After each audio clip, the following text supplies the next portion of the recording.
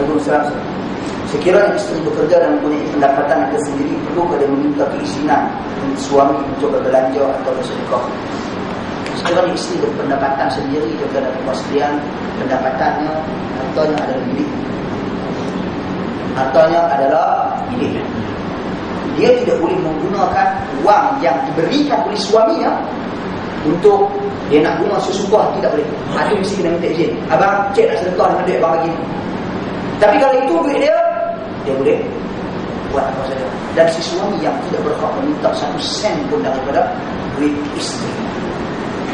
Melainkan si isteri dia nak bagi dan dia nak bantu suami. Sebab tanggungjawab asal adalah suami memberi nafkah kepada isteri. Sebab itu Islam dia tak bagi nikah misyar. Ataupun sebahagian ahli ilmu di Timur Tengah disebut zawaj friend. Perkahwinan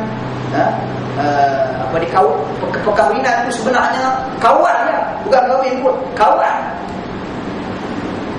Yang mana lelaki tidak perlu menyediakan mahar perempuan yang bagi.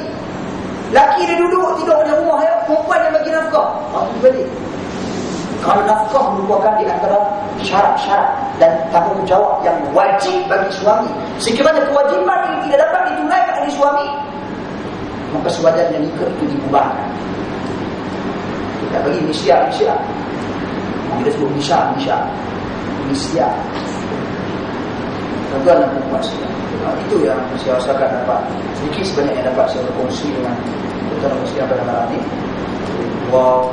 Ruang sebagainya semua maaf. Subhanallah wa bihamdihi, asyhadu an la ilaha illa anta, astaghfiruka wa atubu ilaik. Assalamualaikum warahmatullahi wabarakatuh. Waalaikumsalam warahmatullahi wabarakatuh.